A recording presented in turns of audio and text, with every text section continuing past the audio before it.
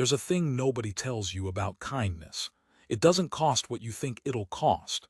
You offer a man an afternoon, a strong back, one day of your life, and you brace for it to take that day and nothing more.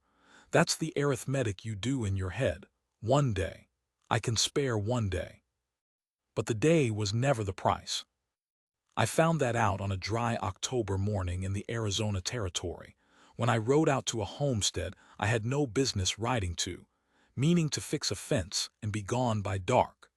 I was 41 years old. I had buried a wife and a boy in the same season 3 years prior, and I had gotten very good at wanting nothing, because wanting nothing is the only way I knew to keep from breaking open again.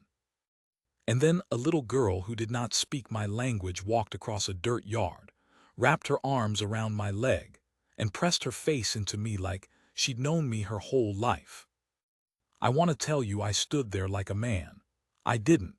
I stood there like a fence post rotted through at the base, still holding the shape of standing and one good push from going down. This is the story of that one day, and everything the one day cost me, and everything, God help me, I didn't ask for it, I didn't think I deserved it, everything it gave back. Stay with me, I'll tell it slow the way it happened, some of it I'm still not proud of. The wind was the first thing. I remember the wind before I remember her face, before the girl, before any of it, because the wind out on the Sabino Flat that morning had a particular sound, a low, dry moan through the mesquite that gets into your back teeth. I'd been riding since before light. My mare, Dell, had her ears pinned flat, which is how I knew she smelled something I didn't yet, and I'd learned a long time ago to trust an animal's nose over my own certainty. I keep a log, have for years. Little leather book the size of a man's palm cracked along the spine, and I write in it every night by lamplight, weather, cattle count, what broke and what I fixed. It isn't sentiment. It's how a man alone keeps from losing the thread of his own days. When your wife is gone and your boy is gone and there's no other voice in the house, the days start sliding into one another like cards off a crooked table, and the log is the only thing that says no. That was Tuesday, that mattered, that happened. That morning's entry before I ever left the ranch said only, ride to the Cortez place, Ray, the boundary fence. One day, home by dark. Home by dark, I underlined it. God, I underlined it. Let me back up, because you'll want the shape of things. The land I was riding to wasn't mine and wasn't the Cortez family's either, not anymore. Old man Cortez had died the winter before, and the parcel had passed through a tangle of paper I never fully understood to a woman the valley didn't know what to do with. She was Apache. Chiricahua, I'd later learn, though at the time the men in town just said the Indian woman on the Cortez place with a curl in their mouths, the way you talk about a rockslide blocking a road. A problem. A thing that shouldn't be where it was. Her name was Nate. She had a daughter, and a stretch of fence between her land and mine had come down in the September storms, which meant my cattle were wandering onto her water and her, well, she had nothing to wander onto mine. Now here is the part I'm not proud of, and I told you there'd be parts like that. I did not ride out there to be kind. I rode out there because Marcus Weyer, who owns the mercantile and half the county's debt, had cornered me at the feed store and said, loud enough for the men by the stove to hear, that somebody ought to remind the squaw whose cattle those were and whose water that was, and that if I wasn't man enough to set my own boundary, there were those in the valley who'd set it for me. And there was a look that went around the stove when he said it. A slow, wet look. I'd seen that look before, on other faces, before other bad things. I didn't like Weyer. I'd never liked Weyer.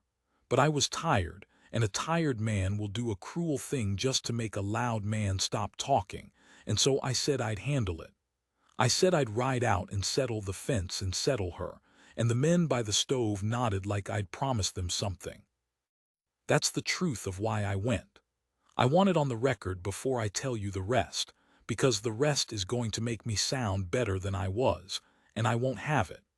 I rode out that morning half meaning to do a hard thing to a woman who'd done nothing to me but exist on land the valley wished she didn't. Dell smelled the wood smoke before I saw the house. It sat low against a rise, the old Cortez adobe, half its roof caved from a fire years back that nobody'd ever repaired. She'd patched it with hides and canvas and what looked like the door off a wagon. There was a garden, a real garden, corn gone brown and squash vines and something with a purple flower I didn't know fenced against the deer with sticks and a fraying rope. A goat, 2 chickens. A thin dog that lifted its head and did not bother to bark, which told me the dog had learned the same thing the woman had, that barking at white men on horses did not improve a day. And there she was in the yard with an axe. She'd seen me coming from a long way off, of course she had, she was Apache. She'd probably clocked my dust before I cleared the wash and she'd positioned herself. That's the word. Positioned. She stood between me and the house with the axe held low and easy in both hands, not raised, not threatening, just held, in the way a person holds a thing they are entirely prepared to use. She wasn't much over 30. Her face was still, the kind of still that costs effort, and her eyes went over me and my rifle scabbard and my hands on the reins, and did the arithmetic I imagine she'd done 100 times before. I reined up maybe 30 feet out. Dell blew and stamped. "Ma'am," I said. She said nothing. My land runs alongside yours, north boundary, the fence came down. I pointed with my chin the way you do. My cattle's been getting through. Nothing, but her eyes flicked north to where the fence line should have been and back to me. She understood English. I could see her understanding it. She just wasn't going to spend words on me until she knew what I was. And here's the moment, the one I still turn over at night. I had the speech ready. Weir's speech. The one about whose cattle and whose water and how it might be easier for everyone if she, and I could feel it sitting in my mouth like a stone, ready to come out, and the whole ride I'd been half planning to say it. And I opened my mouth to say it. And a small voice behind her said something in a language I didn't know, and a little girl came around the corner of the adobe. She was maybe 5, barefoot. She had a rag doll made of what looked like an old flour sack, with buttons for eyes and one button missing, so it looked at the world with a wink. She stopped when she saw me, froze the way children freeze, all her weight going still at once, and she looked up at her mother, and her mother said one low word without turning her head, and the girl went still, the way the dog had. They'd rehearsed this. That's the thing that got me first, before the hug, before any of it. They'd rehearsed being small. A 5-year-old child knew, from a word, exactly how invisible she was supposed to make herself when a man rode into the yard. I have a boy buried on my land. He'd have been 8 that October. And the speech died in my mouth. It just died. I couldn't have said it if Weir himself had been standing on my stirrup with a gun to my ribs. I sat there on my horse and looked at that barefoot girl and her one-eyed doll, and something in my chest that I'd bricked up very carefully 3 years before shifted, a single stone, and dust came down behind it. "The fence," I said again, and my voice came out wrong. "I came to fix the fence, that's all." The woman Nate narrowed her eyes, not at the words, at the change in the words. She'd heard the first version dying and the second version arriving, and she was too smart by half not to notice. She said in English, careful and flat, "You came to fix it, or to tell me to leave." I didn't answer right away. A lie would have been easy.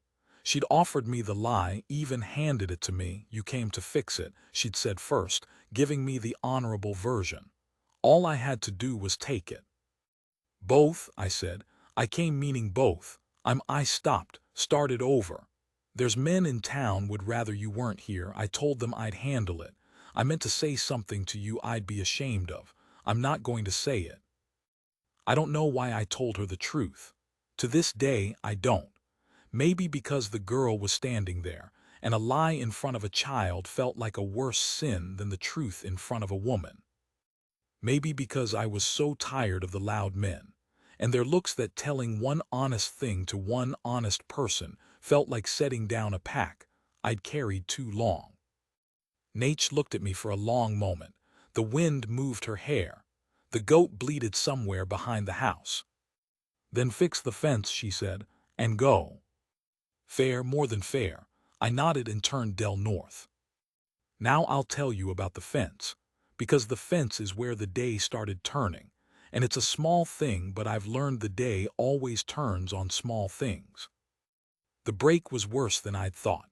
The September storm had taken out not one section but four, a good 60 feet of it, posts and wire both, where a runoff channel had cut through and undermined the whole line. It wasn't a morning's work. It was a day's work for two men, and I was one man, and I'd brought wire and a maul but not near enough posts. I stood there looking at it, and I did the sum, and the sum said, "You'll be here till dark, and you'll have to come back tomorrow, and you don't have the posts."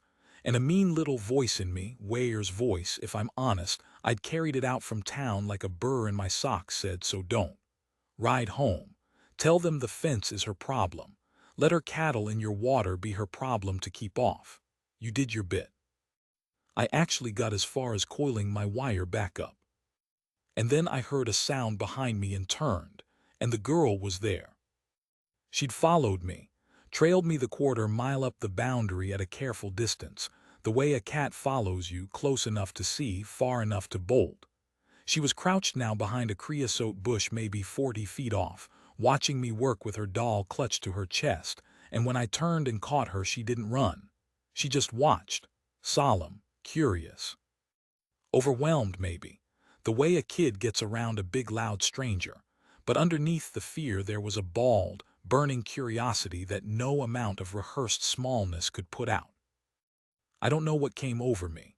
I'm not a man who's good with children. I wasn't even good with my own, God forgive me. I was always out with the cattle, always I'll play with him tomorrow, always tomorrow, but I picked up a length of wire and I bent it slow, so she could see into the shape of a little horse. Rough, 4 legs and a head and a curl of a tail, and I set it on a flat rock between us and stepped back. She looked at it, she looked at me, she looked at it. And she did not come for it, not then. She was too smart or too scared or both. She stayed behind her bush, but she'd stopped clutching the doll quite so tight. I went back to the fence. I worked till noon and passed it. The sun came up hard and white. I got 2 of the 4 sections rebuilt, sweating through my shirt, my hands going raw, and somewhere in there I stopped thinking about Ware and the men by the stove and started just working, the good clean nothing of physical work, the only medicine I'd found in 3 years that reliably shut my head up. And every time I looked over, the girl was a little closer, 20 feet, 15. She'd taken the wire horse. I never saw her take it, but it was gone off the rock, and there was a satisfaction in that I hadn't felt in longer than I could say. Around midday, Nate came up the line with water. She carried it in a gourd, and she set it down at a distance and stepped back before I could reach it, and I understood the choreography by now. Close enough to give, far enough to be safe. I drank. It was cold spring water from somewhere I couldn't see, and it was, I'm not exaggerating, the best water I have ever drunk in my life, and I think that's because of how it was given. Warily. As a test. I will give this man water and see what kind of man drinks it. "Your girl took my wire horse," I said, handing the gourd back at arm's length. Something moved across Nature's face. Not quite a smile, the memory of where a smile would go.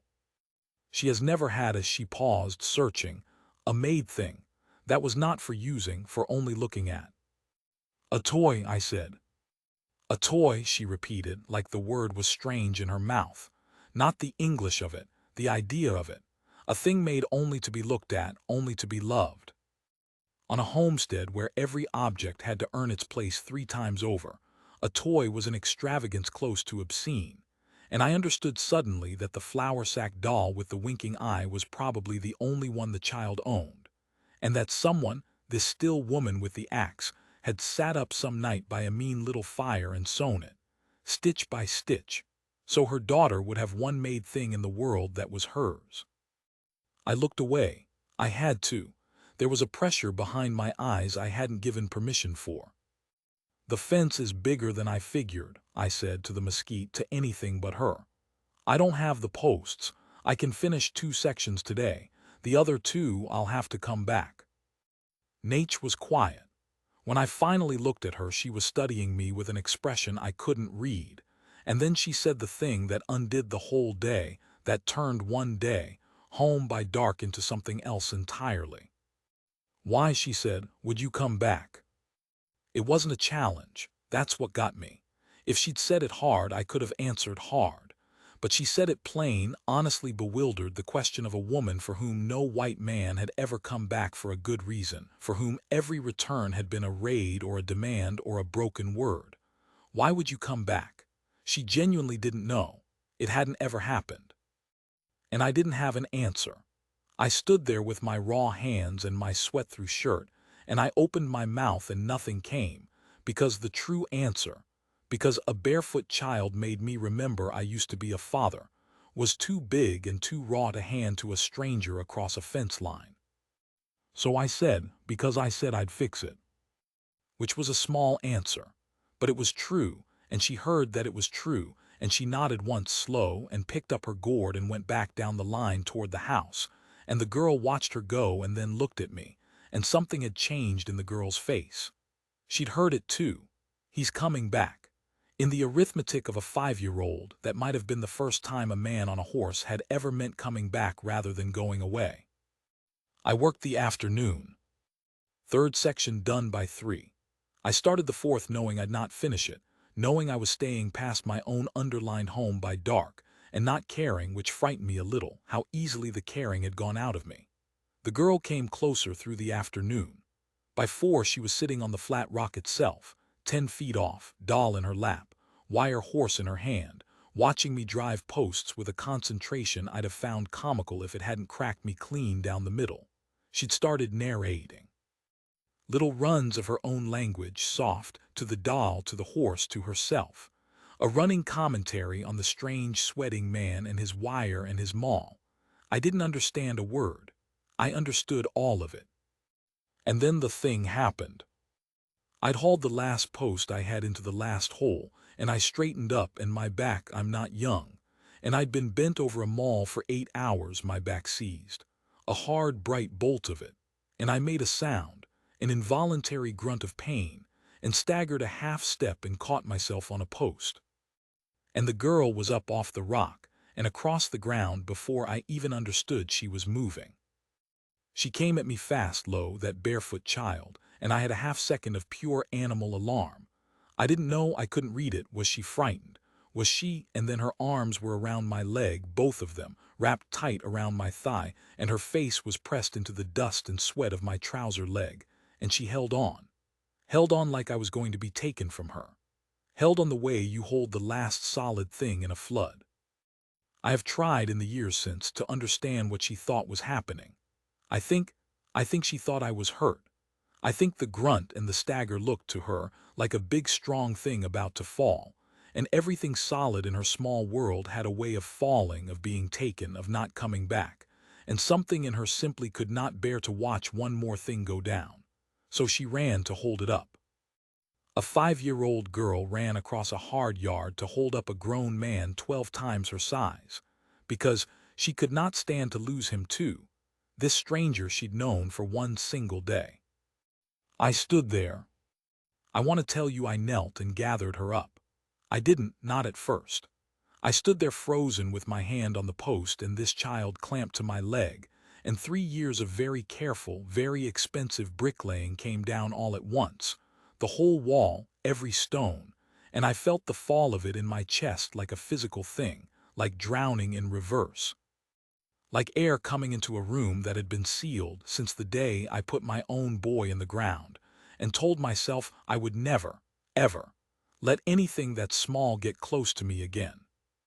I'd made a promise, see, to myself, in the churchyard, never again, nothing that can be taken. You will want nothing, and then nothing can be taken from you, and you will be safe. 3 years I'd kept it, 3 years of clean, cold safety. And a barefoot girl broke it in 4 seconds, without a word of English. My hand came off the post. It came down, shaking. I could see it shaking. And it landed on the back of her head, on her dark hair full of dust, and I felt the small, warm skull of her under my palm. And I heard myself make a sound I hadn't made since the churchyard, a low, broken thing. And I was on my knees in the dirt with my arms around this child who wasn't mine, who spoke no word I knew. And I was weeping, openly, stupidly, a 41-year-old rancher weeping in the dust of a stranger's fence line. And she held on, and she let me. And she patted my shoulder with one small hand the way you'd comfort a horse, there, in a language older than words. I don't know how long we knelt there. When I finally lifted my head, Nate was standing at the corner of the adobe, 100 feet off, absolutely still, watching. She'd come up when she heard me cry out. She'd seen the whole of it. And her face, her still, careful, rehearsed into stillness face, her face had come apart too, just slightly, just at the edges, the way ice goes at the edges before the whole sheet lets go, and she had one hand pressed flat to her own chest as though holding something in. We looked at each other across that 100 feet, the woman and me, with her daughter between us in my arms, and neither of us said one word, because there wasn't a word in either of our languages for what had just happened in that yard. The sun was going down. My logbook was in my saddlebag with home by dark underlined in it. And I knew, kneeling there, that I was not going home by dark, and that in some way I did not yet understand and could not yet afford to look at directly. I was not, ever again, going all the way home to the man I'd been that morning. The girl pulled back, looked at my wet face with frank 5-year-old interest, unbothered, the way children are unbothered by grown tears. And she reached up and pressed the wire horse into my hand, my own gift, given back, and said something soft, and toddled off toward her mother, doll in one hand, and did not look back. I stayed on my knees a while longer, told myself it was my back. It wasn't my back. I did not sleep that night, and my logbook has the proof of it. I keep it by the bed. That's the ritual weather cattle, what broke and what I fixed, the day pinned down before the lamp goes out.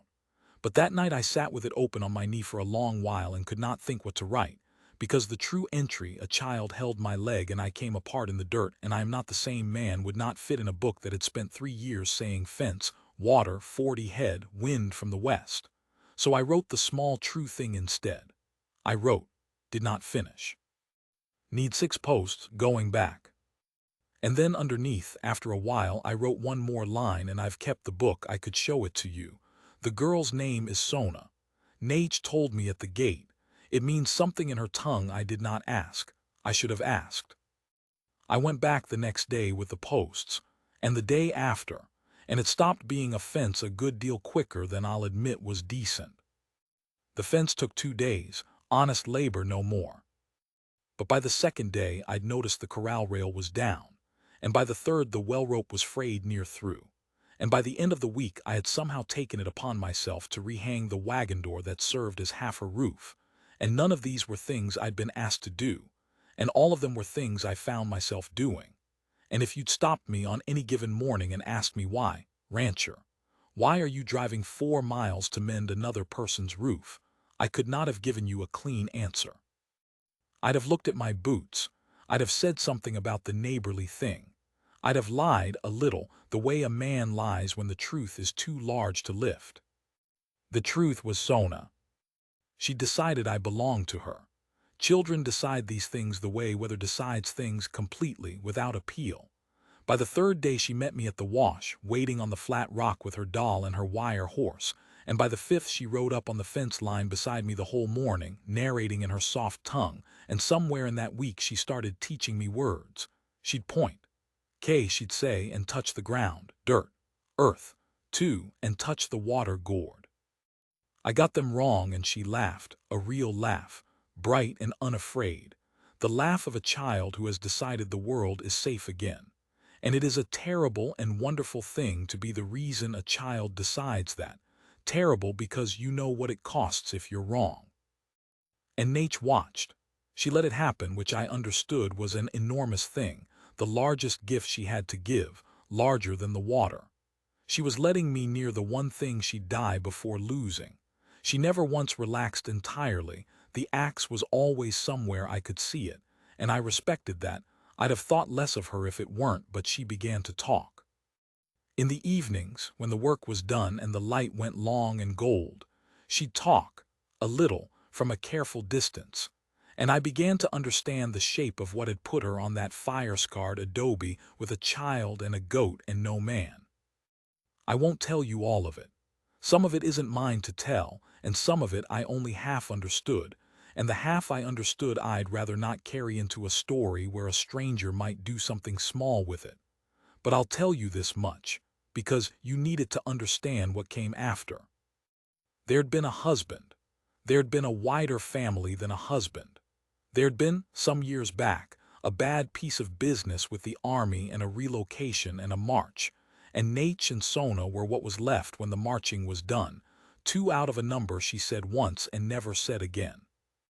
The Cortez land had come to her through the old man, who'd been kin to her mother's people in some sideways way the paper couldn't capture, and it was hers by law, actually hers, deed and all, and that deed was the only thing standing between her and being moved again. She kept it, she told me, in a tin, buried, she wouldn't say where.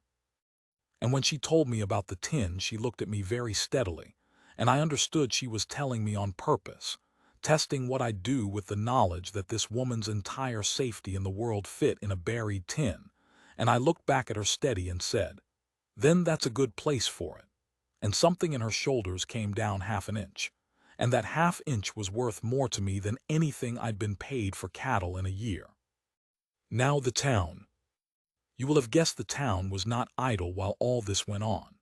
A man cannot ride 4 miles out and 4 miles back 6 days running without the county knowing the color of his horse and the direction of his errand.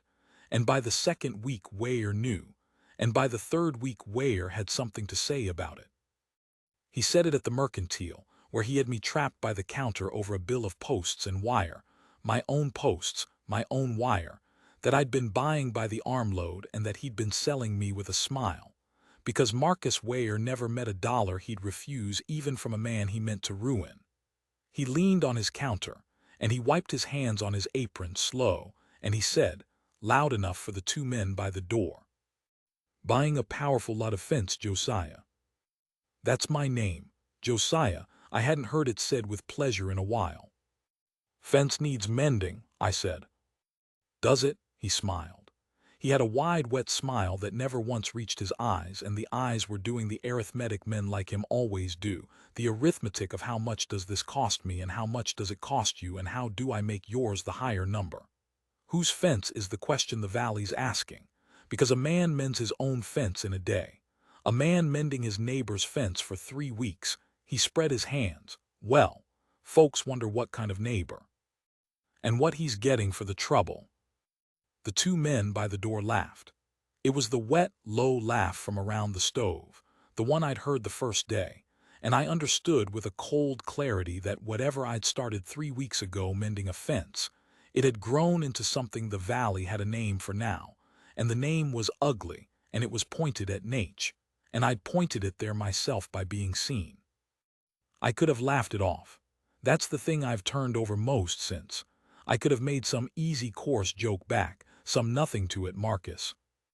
Just being Christian, and let the whole thing deflate and gone home, and gone back to the ranch and been careful and quiet, and let the fence mending taper off natural, and the valley would have forgotten by winter, and Nate and Sona would have been left alone on their scarred adobe to survive or not survive as the country allowed.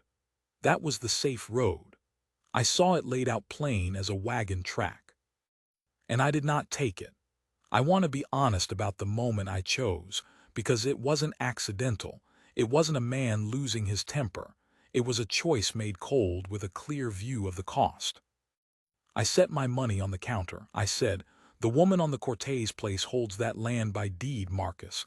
Legal, filed, same as you hold this store." I let that sit. "And she's got a girl, 5 years old. And the next man in this valley who's got something to say about either of them can come say it to me on my land, and I'll be pleased to discuss it." The store went quiet. Weyer's smile stayed on his face, but it went strange, went fixed, the way a smile does when the man behind it has stopped feeling it. And in that quiet I understood I'd done something that couldn't be taken back. I'd stood up in the one public place in the county and put my body between a wet-smiling, powerful man and a woman he decided was a problem. And men like Weyer do not forget being made small in front of the men by the door. They can't. It's the only thing they truly own, that they're never made small, and you take it from them at a price. I gathered my posts. I rode home. My hands were steady, which surprised me. My log that night said only, told Weyer where I stood, no taking it back now, whether holding. And underneath, because I'd started letting the book hold the true things, God forgive me if I've made it worse for her by standing up. A man's pride is a poor gift to give a woman who never asked for it. That last line has haunted me more than most, because I did make it worse. That's the turn of it. My standing up did not protect them. It marked them. It was 9 days later. I'd have been out there sooner, but a storm came through and took a stretch of my own fence, and I spent the better part of a week on my own land. And I'll always wonder, a man can't help but wonder, whether if I'd been riding out those days like usual, whether my dust on the road would have kept them off. I'll never know. What I know is what I found. I came up the wash on the 9th day with a sack of cornmeal I'd bought for them, bought it right in front of Weyer, made him weigh it out, small spiteful pleasure. And I knew before I cleared the rise that something was wrong, because Dell threw her head and there was no smoke. There was always smoke. Nate kept a low fire near, always going, and there was no smoke and no goat sound and no thin dog lifting its head, and I put my heels to Dell and came over the rise fast. The garden was trampled, not weathered, trampled, torn out, the corn and squash and the thing with the purple flower churned into the dirt under hooves, a lot of hooves, more horses than one or two. The stick-andrope fence Sona had helped me tighten was flat. The chickens were gone. The goat was, I'll not describe the goat. The wagon door I'd rehung was pulled off again and thrown down, and one corner of the canvas roof had been cut, deliberate, a long, clean knife cut, the kind of cut a man makes not from need but from wanting you to see that he could. And the adobe was empty. I want to be careful here, because I've had years to build this into something in my mind, and I want to give you only what I actually found, not what my fear painted over it after. I found the house empty. I found no blood. I looked, God knows I looked. I went through that house on my hands and knees, and there was no blood, and I have thanked whatever's up there for the absence of blood more times than I've thanked it for anything. I found the doll. Sona's doll. The flour sack doll with the one winking eye.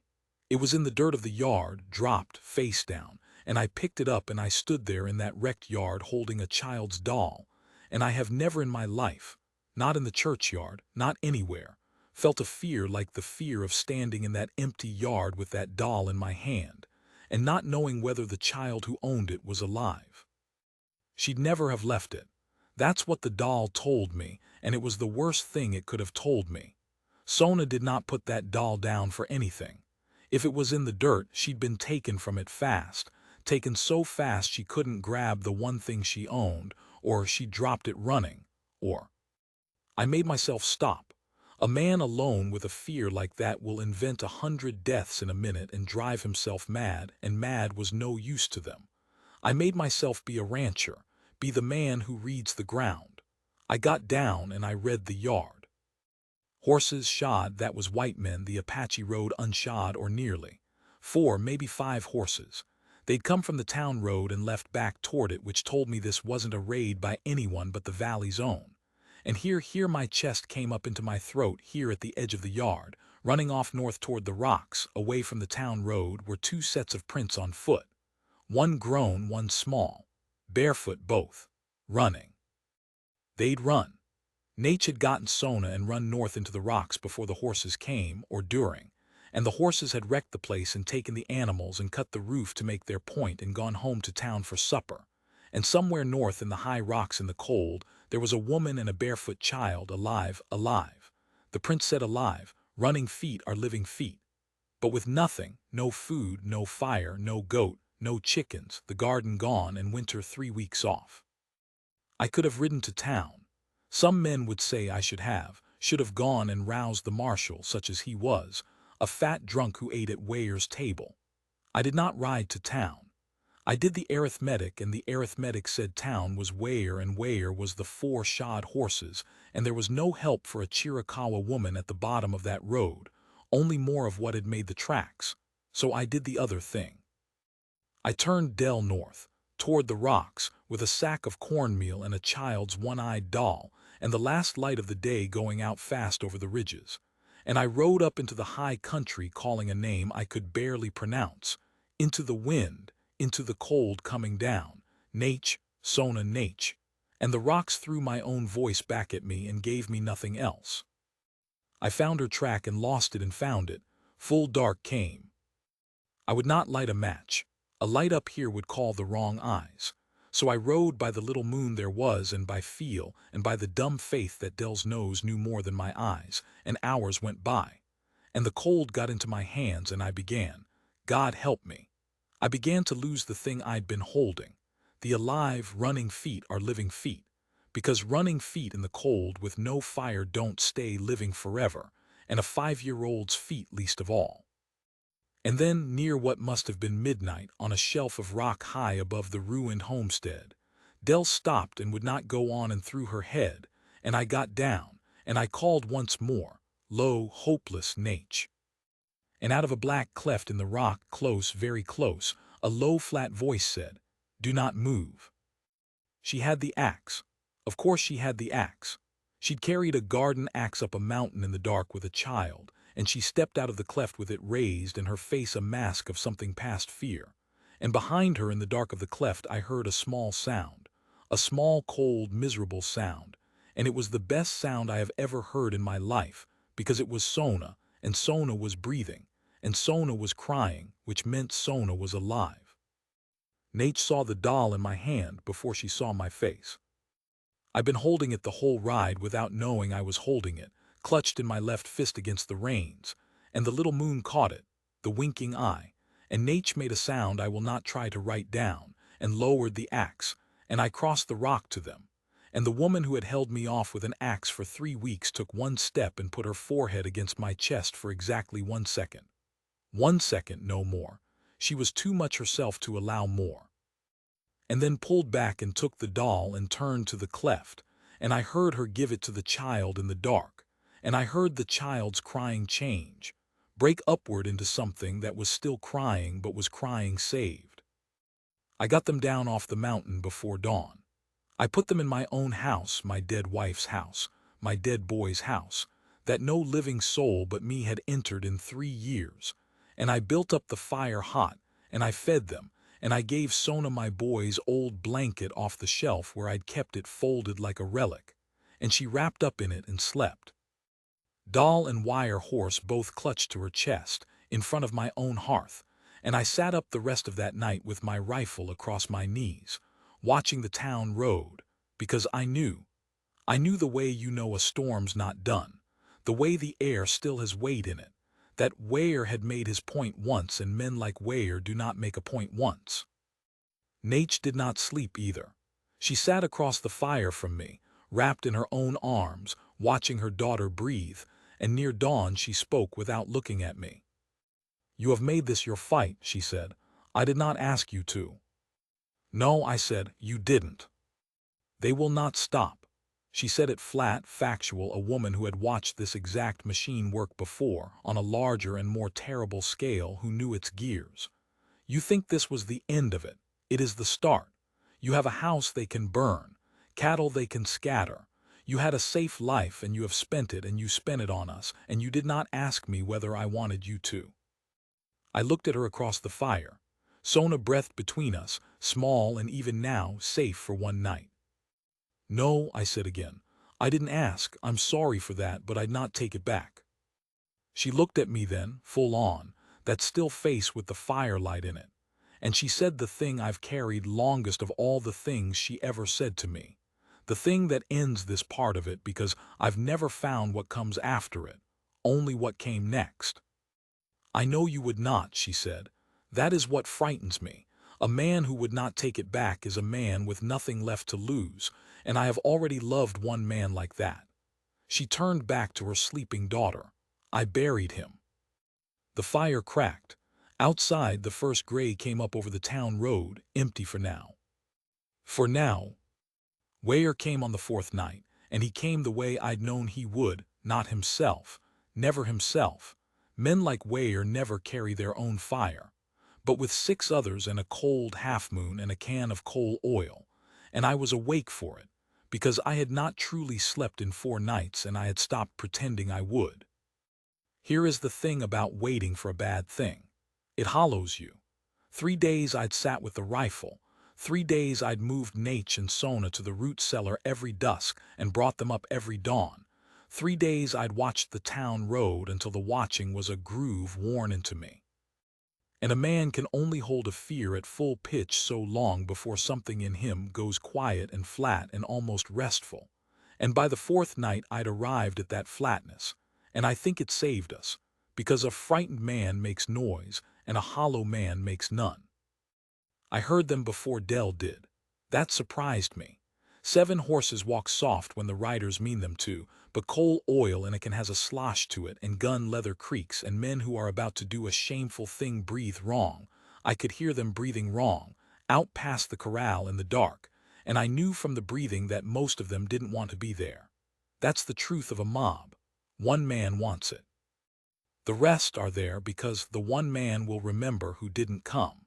And there is no lonelier arithmetic in the world than a decent man deciding it's cheaper to help burn a house than to be the one who wouldn't. I'd sent Nate and Sona to the cellar at dusk, but Nate had not stayed in the cellar. That was the first thing that went sideways from how I'd planned it. I turned from the window and she was there in the dark of my kitchen, the axe in her hands, and behind her at the cellar door, which she'd cracked, was Sona's face, one eye showing, the doll's winking eye showing beside it, 2 eyes and 2 buttons watching from the dark. "Get back down," I whispered. "No," Nate said. "Nate, I have watched a house burn with my family in it," she said, very low, very level, "and I have sworn I would never again wait below the ground while men above decided whether I lived. I will not do it again. Not for you. Not for anyone." And she moved to the second window, axe ready, and I understood there was no arguing with a thing a person had bought with that much grief, and I let her be. Now here is the heavy part, the choice. I told you at the start there'd be a choice I'm not proud of, or not simply proud of, and here it is, and I'll lay it out plain and let you judge it because I've never fully judged it myself. I had the rifle. I had 7 men in my yard with coal oil. I had, if I chose, the clear moral right, any man in the territory would have said so, to put that rifle on the first man who lit a match and end him, and likely a second, and the rest would break and run, because a mob is only brave until it costs, and the first body would have priced it out of them. And I did not do it. I'll tell you why, and the why is the thing I'm not sure of even now. Part of it was practical, 1 rifle, 7 men, and the shooting once started doesn't stop where you want it. And a stray shot finds a cellar door, finds a barefoot child behind it, and I could not risk the shooting with Sona 30 feet away. But that's the clean reason, the reason that makes me sound wise. The other reason is uglier and truer. The other reason is that I'd already killed a thing once, my wife, my boy, gone in a fever I'd ridden for the doctor too slow to catch, and I'd spent 3 years knowing that if I'd been faster, harder, less tired, and something in me had decided in the churchyard that I would not be the cause of a death again. Not any death, not even a death that deserved it. And so when the moment came, and the match came up in a man's hand out in my yard, and I had him dead in my sights and my finger on the trigger and every right in the world, I found I could not spend another human life to buy safety, even theirs, even now. And whether that was mercy or cowardice or just an old wound making my decision for me, I have never been able to say. So I did the other thing. I fired over them. I put 3 rounds fast into the air and the water trough in the dirt at the lead horse's feet, and I shouted. I have a big voice when I want it. I shouted that the next was aimed and that I'd counted them. Every man by the moon, and I named 2 of them, called their names out into the dark. I see you, Hollies, I see you, Prout, because I did know them, decent enough men in daylight, Men who'd not want their names said in the same breath as a burned house and a dead child, and I heard the numbing land. I heard it go through them. A masked mob can do anything. A named man cannot. The numbing pulled the masks off in their own minds, and I felt the thing in the yard tip. And it might have held there. It might have broken clean, the whole cowardly business and them ridden off, if Weyer had been the kind of man who knew when a thing was lost. He wasn't. That's the flaw in men like him. They've staked everything on never being made small, and so they cannot read the moment where the smart play is to fold, because folding is being made small, and they'd sooner burn the world. He screamed at them to go on, called them women, called me worse, and lit his own match, his own. The only time in his life I imagine Marcus Weyer ever did his own dirty work, and threw it at the base of my porch where the oil already was, and the fire caught with that soft, awful whump that oil makes, and my house, my dead wife's house, my dead boy's house, began to burn. What happened next happened fast, and I've had to piece it together after, because in the moment it was all noise and heat. Nate went out the door, not toward the fire, toward Weyer. She came off my porch with the garden axe and crossed the yard at him before any man there understood a woman was in the house at all, and I have never seen anything move like she moved, and Weyer's horse reared, and Weyer came off it, and Nate stood over him with the axe up, and the whole yard froze, 7 men, the fire. All of it froze on the sight of this Chiricahua woman with an axe raised over the man who'd marched her people and burned her family and come to burn her again. And she had every right.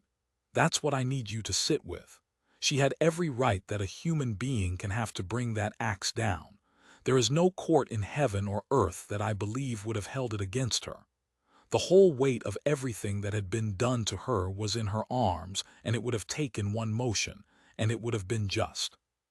She didn't do it. She stood over him a long, long moment. I could see her shoulders. I could see the fight in them, the whole war of it. And then she spoke, down at him, low in her own tongue first and then, so we'd all understand, so every frozen man in that yard would carry it home in English.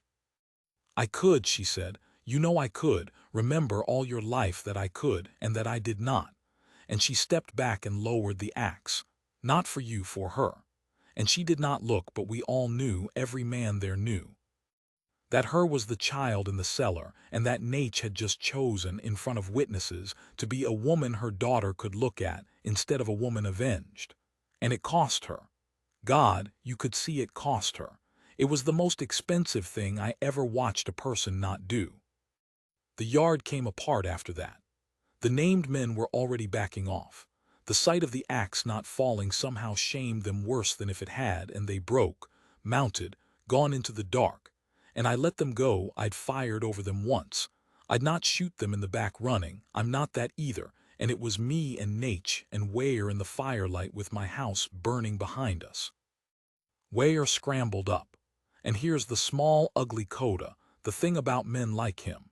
Even then, even beaten, even spared, he had to have the last cruel word, and he spat it at Nate as he backed to his horse, that she'd hang for raising a hand to a white man, that she'd swing, that he'd see to it, that a squaw who lifted an axe.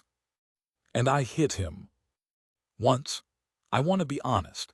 It was only once, and it wasn't noble. It was 3 weeks and 4 sleepless nights and a burning house and a dead wife and a dead boy and a spared life all coming out my right arm at once, and it put him down, and it broke something in his face, and I stood over him the way Nate had stood over him. And for 1 white second I understood exactly what she'd fought in her own shoulders, understood it from the inside, the terrible ease of the next motion. And I stepped back too, because she'd shown me how. Because a barefoot child was 30 feet away in a cellar, and I wanted, more than I wanted to hurt this man, to be someone that child could look at. We put the fire out, or most of it. Saved the half of the house that mattered, the hearth, the kitchen, the room where Sona had slept under my boy's blanket. Lost the porch and the west wall. By dawn we were 3 exhausted people and 1 child standing in a smoking yard, and it should have been the end. But endings are never as clean as the men who tell stories want them. Weyer did go to the marshal. Of course he did. And there was a bad month, I'll not walk you through all of it, where it truly seemed the world might do to Nate exactly what he'd promised, might hang a woman for raising an axe she never brought down, because that was the arithmetic of that country in that year, and no amount of my standing in courtrooms saying she spared him. She spared him. 7 men saw her spare him should have counted for much against a white man's word. But it counted for enough. Barely. Because 2 of the named men, Hollies and of all people Prout, came forward. I never asked them why. I think the nomming had done something to them out in that yard. I think a man can be shamed back into himself, and they stood up in that room and said what they'd seen. The fire that Weyer lit himself, the axe that Nate raised and lowered, the choice she made that they could not stop thinking about. And it was enough that the thing was dropped. Not righted, nothing was righted. The country didn't right things, but dropped.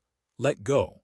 Nate left alone on her deed and her scarred land, which in that year and that place was as close to justice as people like her were allowed.